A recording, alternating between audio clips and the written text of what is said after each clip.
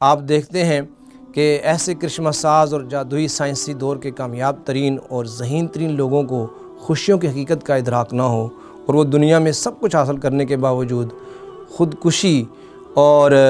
اس طرح کی جو کوششیں ہیں اپنے آپ کو مٹانے کی، اور مایوسی کی جو کیفیت ہے اس کے اندر سے گزر رہے ہوں، اور جینے کے بجائے مرنے کو ترجیح دیتے ہوں، راحت اور دلی اطمینان کے بجائے بے سکونی اور ڈپریشن کا شکار ہوں، دنیا کو امن کا گہوارہ بنانے کے بجائے بارود کا ڈھیر بنا رہے ہوں، بھوکوں کو کھانا کھلانے کے بجائے انہیں کو نوچ نوچ کر کھا رہے ہوں، نسل کو محفوظ کرنے کے بجائے نسل کشی کے منصوبے چلا رہے ہوں، دودھ اور شہد کی نہروں کی بجائے انسان کے خون کے دریا بہہ رہے ہوں، روشن خیالی، آزادی اور حقوق کے نام پر اولاد آدم کو رنگ، نسل، خون، مذہب، ملک اور ریاست میں بانٹ کر ٹکڑے ٹکڑے کر رہے ہوں۔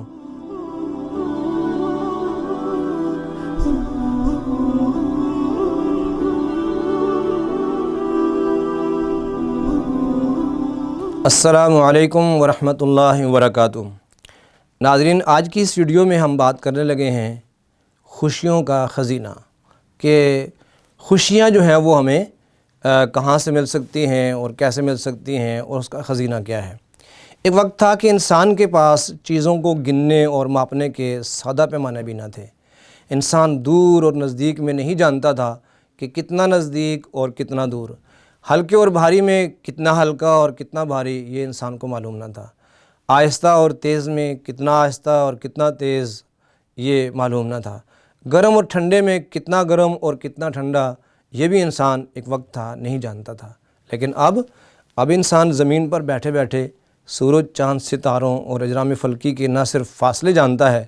بلکہ ان پر کمندیں ڈال رہا ہے اور ان کو اپنے تصرف میں لانے کی کامیاب کوششیں کر رہا ہے۔ اور ایٹم جو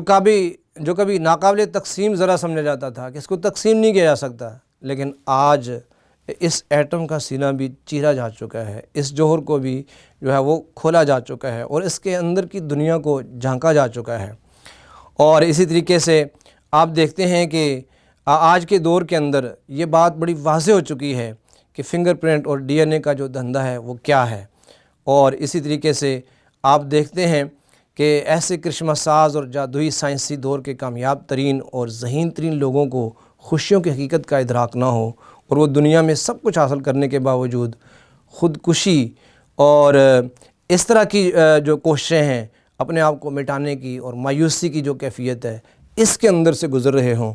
اور جینے کے بجائے مرنے کو ترجیح دیتے ہوں، راحت اور دلی اطمینان کے بجائے بے سکونی اور ڈپریشن کا شکار ہوں، دنیا کو امن کا گہوارہ بنانے کے بجائے بارود کا ڈھیر بنا رہے ہوں، بھوکوں کو کھانا کھلانے کے بجائے انہیں کو نوچ نوچ کر کھا رہے ہوں، نسل کو محفوظ کرنے کے بجائے نسل کشی کے منصوبے چلا رہے ہوں، دودھ اور شہد کی نہروں کی بجائے انسان کے خون کے دریا بہہ رہے ہوں، روشن خیالی، آزادی اور حقوق کے نام پر اولاد آدم کو رنگ، نسل، خون، مذہب، ملک اور ریاست میں بانٹ کر ٹکڑے ٹکڑے کر رہے ہوں، آزادی کے نام پر غلامی، علم کے نام پر جاہلیت، امن کے نام پر دہشت گردی، اور انسانیت کے نام پر بربریت اور حیوانیت کے دستور پر گامزن ہوں۔ تو پھر اس جدید ترقی یافتہ ایٹمی اور انتہا کی ترقی کے دور میں ضرورت اس بات کی ہے کہ کچھ قدیم اور بنیاد پرست سوچ کے حامل لوگوں اور ان نام نہاد دانشوروں اور متجددین کو بتائیں کہ حقیقی خوشی کیا ہوتی ہے، خوشیوں کا خزینہ کیا ہے اور کہاں ہے، خوش رہنے کے اصول کیا ہیں، اور خوشیوں میں اضافہ کیسے ممکن ہے۔ تو اس راز کو جاننے کے لیے ایک مرتبہ پھر آپ کو پرانی کتابوں کو دیکھنا ہوگا، پرانے لوگوں کو دیکھنا ہوگا، تاریخ کے ان اوراق کو پلٹنا ہوگا۔ اور میں اس سلسلے میں خاص طور پہ اساتذہ کرام کو اور تعلیمی دنیا کے ساتھ تعلق رکھنے والے لوگوں کو یہ قیمتی مشورہ دوں گا کہ قرآن کریم کو کھولیے اور پیارے نبی محمد کریم صلی اللہ علیہ وآلہ وسلم کی زندگی کو پڑھیے، انبیاء کو پڑھیے اور انبیاء کے صحابہ کرام کو پڑھیے، اور پھر ان کی کامیابیوں کو اور ان کی خوشیوں کو جو ہے وہ دیکھنے کی کوشش کریں۔ آپ کو بخوبی اندازہ ہو جائے گا کہ خوشیاں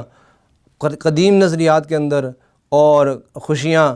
ان چیزوں کے ساتھ جڑی ہوئی ہیں جو اللہ رب العالمین نے آسمانوں سے نازل فرمائی ہیں، جو انبیاء کی سیرتوں کے ساتھ جڑی ہوئی ہیں، جو صحابہ کی سیرتوں کے ساتھ جڑی ہوئی ہیں، یا آج کے اس مادی دور کی بہت زیادہ ترقی اور وسعت اور چمک دمک کے ساتھ جڑی ہوئی ہیں، تو آپ کو فیصلہ کرنا بہت آسان ہوگا۔ اجازت دیجیے، السلام علیکم ورحمۃ اللہ وبرکاتہ۔